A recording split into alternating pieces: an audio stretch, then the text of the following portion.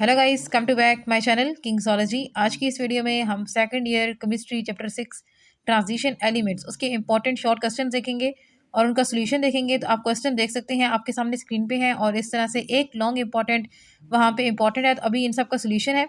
तो सबसे पहले पैरामैग्नेटिक डायमैग्नेटिक इन दोनों का डिफरेंस है, तो ये सारा आंसर आपके सामने लिखा हुआ है। उसके बाद इंटरस्टिशियल कंपाउंड जो है उनकी जो पूरी डेफिनेशन है वो आपके सामने इस तरह से लिखी हुई है।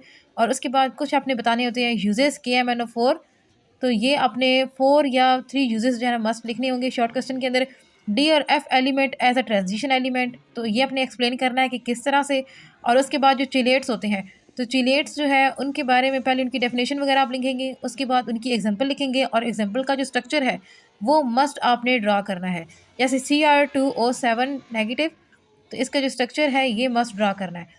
और उसके बाद लॉन्ग क्वेश्चन था वो ये है प्रॉपर्टीज़ ऑफ ट्रांजिशन मेटल्स। इसमें उसके मेल्टिंग पॉइंट, उसका बॉइलिंग पॉइंट, उसकी बाइंडिंग पावर, इसके बारे में आपने लिखना है। उसके साथ ऑक्सीडेशन नंबर के बारे में लिखना है और कलर के बारे में। तो अभी जो नेक्स्ट है वो चैप्टर हमारे पास है सेकंड ईयर केमिस्ट्री का 14, जिसका नेम है मैक्रोमॉलिक्यूल। तो मैक्रोमॉलिक्यूल जो है इसको हमने अभी पढ़ना है। तो इसमें इंपॉर्टेंट क्वेश्चन आप देख चुके हैं। तो अभी जो फर्स्ट इसका क्वेश्चन है जिसमें हमने कोपोलीमर उसकी डेफिनेशन करनी थी, साथ में उसकी एग्जांपल लिखनी थी। और उसके साथ जो है नेक्स्ट टरपोलीमर जो है उसकी भी डेफिनेशन लिखेंगे और साथ में उसकी एग्जांपल लिखेंगे। आंसर सारा आपकी स्क्रीन के ऊपर रोटेट कर रहा है।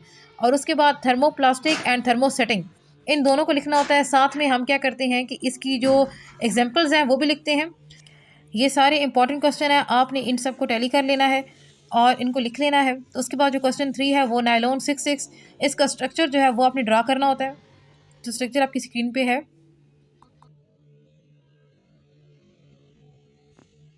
इसके बाद जो नेक्स्ट क्वेश्चन 4 है वो है एपॉक्सी डिज़ाइन। तो एपॉक्सी डिज़ाइन की डेफिनेशन लिखेंगे, साथ में उसकी एग्जांपल लिखेंगे इस तरह से। और साथ में आपने उसकी जो यूजेस हैं उनको लिखना है। एंड देखें कि जो आप शॉर्ट क्वेश्चन लिखेंगे तो प्रेजेंटेशन आपने बहुत अच्छी रखनी है।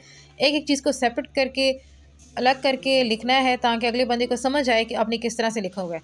और उसके बाद नेक्स्ट क्वेश्चन जो है उसमें आपने ग्लिसरॉल और फैटी एसिड्स के बारे में लिखना है।